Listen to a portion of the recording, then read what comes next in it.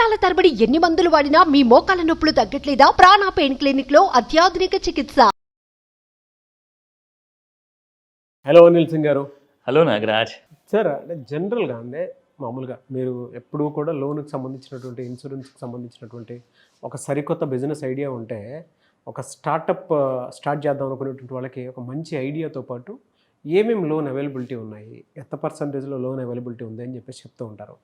అయితే జనరల్గా కొన్ని పిల్లలకు సంబంధించినటువంటి స్కాలర్షిప్ కోర్సుకి సంబంధించింది కానివ్వండి, లేదంటే కొంతమందికి మెరిట్ బేస్డ్ మనీ వచ్చేటువంటి పథకాలు ఉంటాయి, అవి కానివ్వండి, లేదంటే పిల్లలకు సంబంధించినటువంటి కొన్ని పథకాలు కానివ్వండి, గవర్నమెంట్ వాటికి సంబంధించింది అయితే క్లియర్ డేటా ఇస్తూ ఉంటారు. కరెక్ట్. అయితే పెద్దవాళ్ళకి అంటే జనరల్గా మనం చూసుకుంటే పిల్లలు పెద్ద అయిన తర్వాత పిల్లల్ని పెంచి పెద్ద చేసి ఒక ఏజ్ పీరియడ్కి వచ్చేసిన తర్వాత వాళ్ళు కూడా కొంత జాగ్రత్త పడాల్సినటువంటి అవసరం చాలా ఉంది.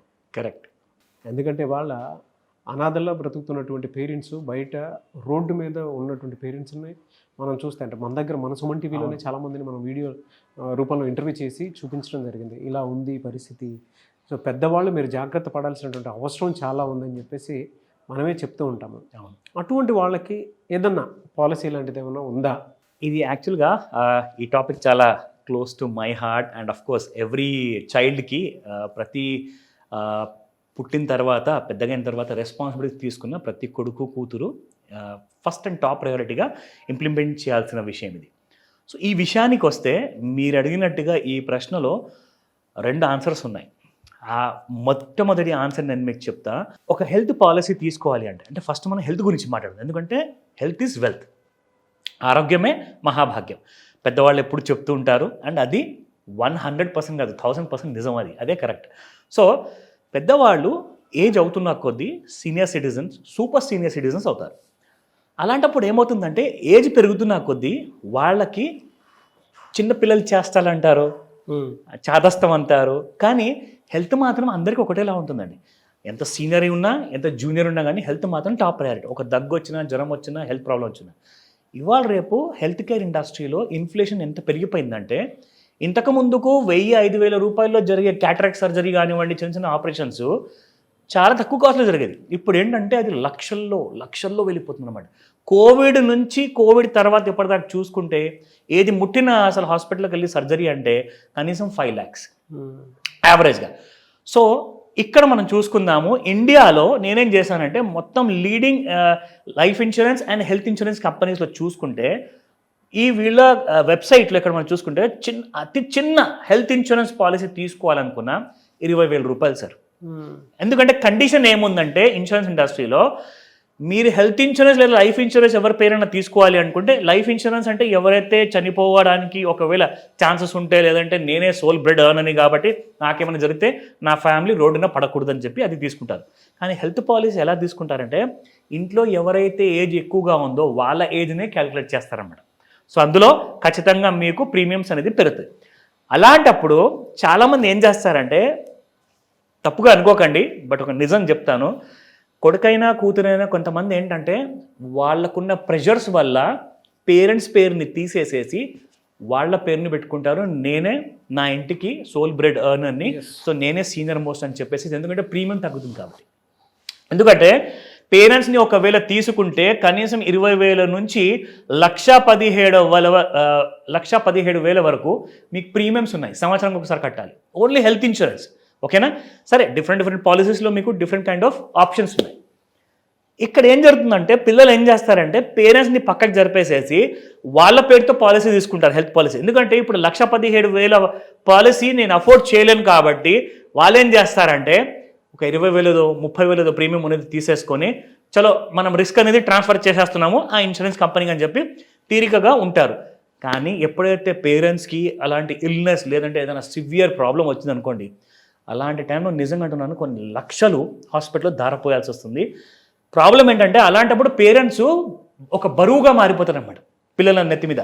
అలాంటి పరిస్థితి రాకూడదని చెప్పేసి భారతదేశ ప్రభుత్వము family senior plus super senior citizens ఎవరైతే 70 ఏళ్ళ పైన ఉన్నారో వాళ్ళందరికీ ఫ్రీ హెల్త్ ఇన్సూరెన్స్.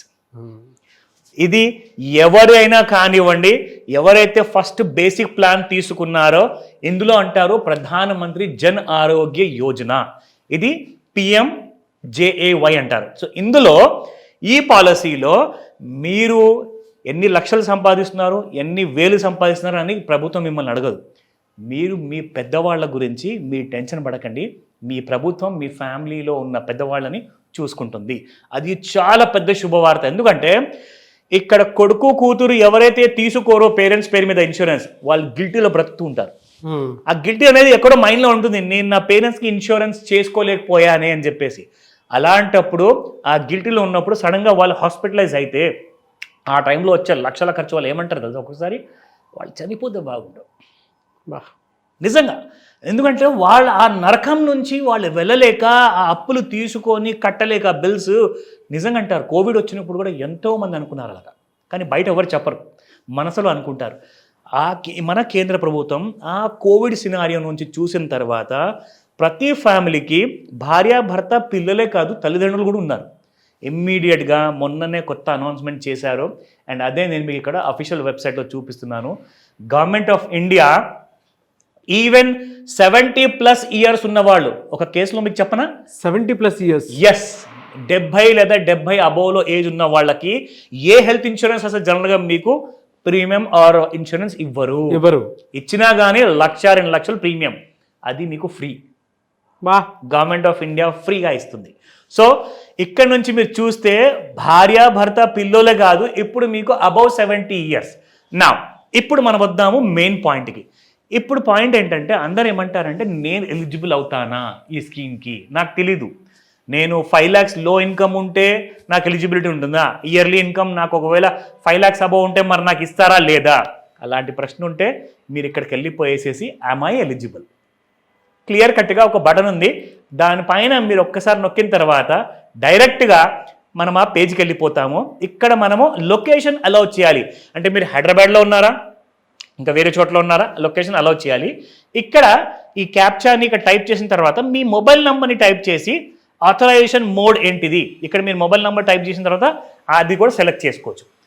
అందులో ఒక్కసారి ఎలిజిబిలిటీ రాగానే మీరు పేరెంట్స్ కోసం కూడా అందరూ కూడా ఫ్రీగా health insurance worth 5 lakh rupees to begin with.